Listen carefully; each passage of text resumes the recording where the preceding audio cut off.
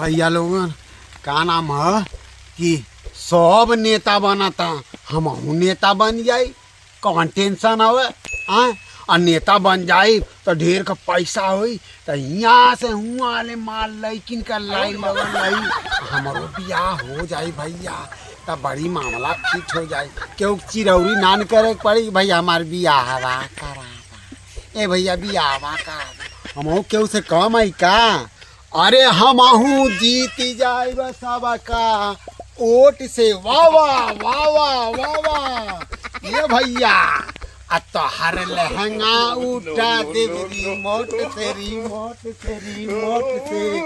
तोहर लहंगा उठा दे रिमोट से का हो बुढ़ऊ कैसन डांस करता हम नेता ना बनी हाँ आज इतना नचनिया कुला में सबके टिकट मिल जाता तो हमके टिकट ना मिली बतावा सुन धरू हाँ का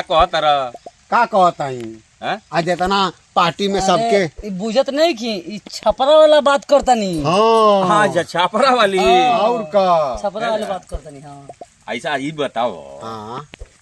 विरोधी पार्टी में हाँ कलाकार लोग नहीं है काहे न बाणा तो बाण ते एगो कलाकार उ लड़ता हाँ हमार पार्टी सम्मानित करतिया ओकरा के हाँ। ओकरा बढ़ावा देतिया हाँ रख फोनवा रख दो सुन लो पहले हाँ तो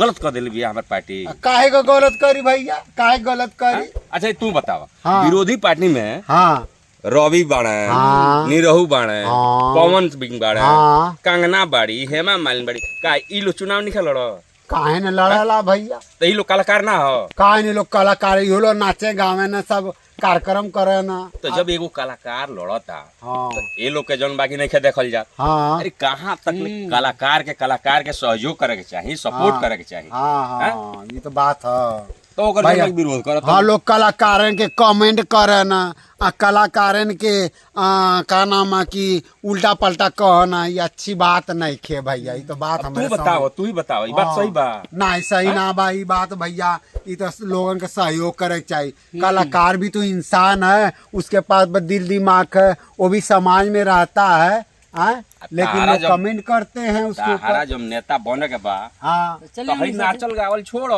अच्छा अब हमनी के साथे सहयोग करो ठीक ठीक ठीक ए भैया हमारे तो समझ में आ गई लेकिन तोलन के अगर समझ में आ गई हो भैया सब्सक्राइब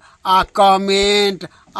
शेयर फॉलो सब करिया भैया लोगन हमारे समझ में आ गई तो हम लोग के भैया समझ में आवत है कि समझ में आई गई हुई हाँ कोनो गलती हो तो क्षमा करिया लोगन ठीक है हम चलते पार्टी में टिकट तनी मिल जाए भैया हाँ ठीक है जय राम जी की हाँ।